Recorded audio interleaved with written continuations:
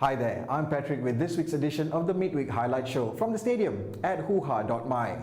Now, October ended with lots of highs and lows in the sporting world. We'll update you with all of that. Plus, I've also included an exciting clip as my parting shot for this week. We'll come to that a little later, but let's begin with this week's show at our own backyard. Kelantan finally captured their first Malaysia Cup title after a spirited come-from-behind victory over Negeri Sembilan on Saturday. Negeri went ahead in the first half through a penalty, but two second-half goals, a header by Hairuddin Omar and a spirited run from midfield by Muhammad Badri Radzi, was all that was needed for the Red Warriors to lift the title for the first time in the tournament's history in 89 years. While the team takes a well-deserved break, Kelantan coach B. Satyanathan's fate with the state is up in the air. Now, Satya has an impending 6-month ban imposed by FAM for a critical outburst during the previous season. FAM decided to postpone his suspension for the Malaysia Cup final, but this sentence will have to be carried out and his future with the club and involvement with football remains uncertain. We'll bring you more football news with our European updates later.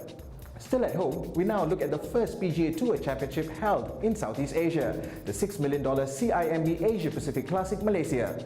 34-year-old Benjamin McCulley Crane, or Ben Crane as he's known on the PGA Tour, won the inaugural tournament at the Mines Resort on Sunday. It was a thrilling final round as it came down to the last hole, in which Crane putted for a birdie and won it by one shot. It was his second tournament victory this year, which came along with a handsome $1 million prize purse. Not bad for a weekend's work, eh?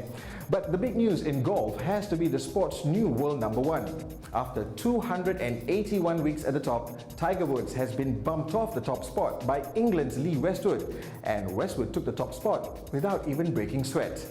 You see, Westwood has been ruled out from competing for the past 3 weeks due to a calf problem. This man, Germany's Martin Keimer, was the favourite to take the top spot as he was in action at the Andalusia Masters.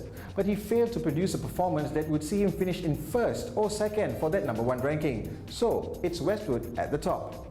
He becomes the first European player to achieve the feat after Nick Faldo in 1996.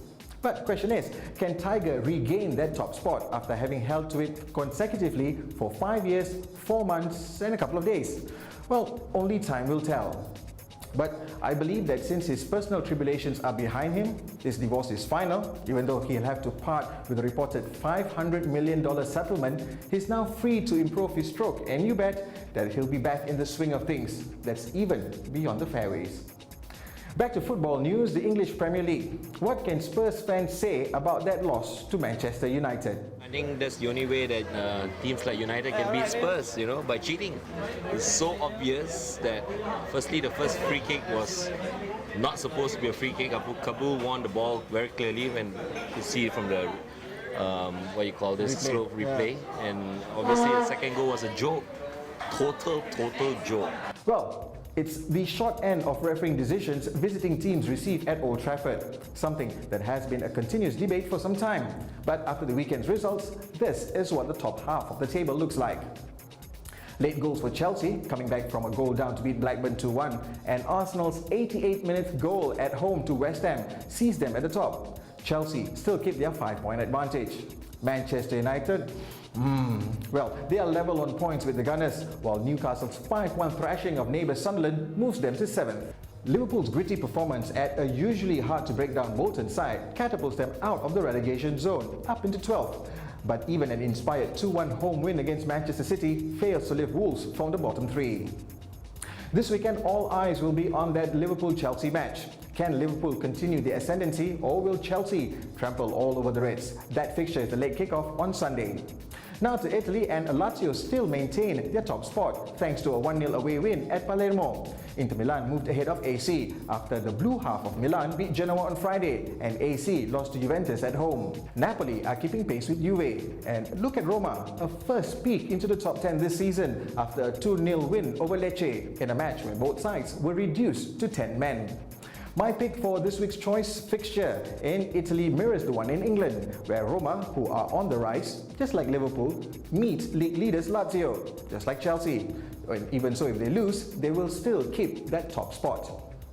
Now to the German Bundesliga, and the big match of the weekend was between first and second. Mainz were hosting Borussia Dortmund. The final score, Mainz 0, Dortmund 2. That shuffles the league again, with Dortmund at the top with only 1 point cushion. Meanwhile, in the battle between third and fourth ended with Hoffenheim thumping 10-man Hanover 4-0 to clinch that third spot. Eintracht Frankfurt's 3-1 away win at St. Pauli sees them in fifth, while Bayern Munich's seesaw performance this season moves them back into the top 10 after a 4-2 win over Freiburg. There could be changes again to the standings next week as the top two are playing away this weekend. Dortmund travel to Hanover while Mainz visit Freiburg. Now to the Spanish Primera Liga. Real Madrid continue their dominance at the top, but by only 1 point as the Galacticos and the Catalans are in free scoring form. Madrid were 3-1 winners away at Hercules, with Cristiano Ronaldo netting 2 goals. Also with the brace was Barcelona's Lionel Messi in their 5-0 thrashing of Sevilla. Villarreal dropped 2 points after a 1-1 draw at Sporting Gijon, and Real Sociedad's first away win moves them into the top 10 this week. Could Barca take over the top spot come next week?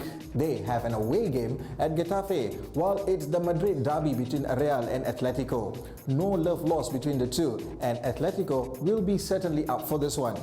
Now, a couple of quick updates. In tennis, Caroline Wozniacki of Denmark ends the season as the world's #1 women's tennis player. This despite not winning a Grand Slam title. On Sunday, she was the runner-up to the comeback mom Kim Clijsters at the WTA Tour Finals in Doha. However, it was Wozniacki's consistent performance throughout the year that has placed her at the summit. In MotoGP, even though Fiat Yamaha's Jorge Lorenzo has already sealed the title, he was still at the top of his game, winning the Estoril MotoGP in Portugal for the 3rd time in a row.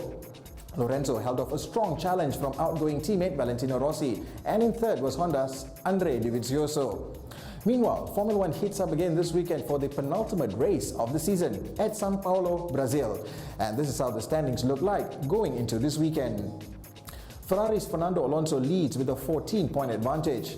Red Bull's Mark Webber can still win his first title, while Lewis Hamilton, his teammate Jenson Button, and Webber's teammate Sebastian Vettel are all ready to pounce.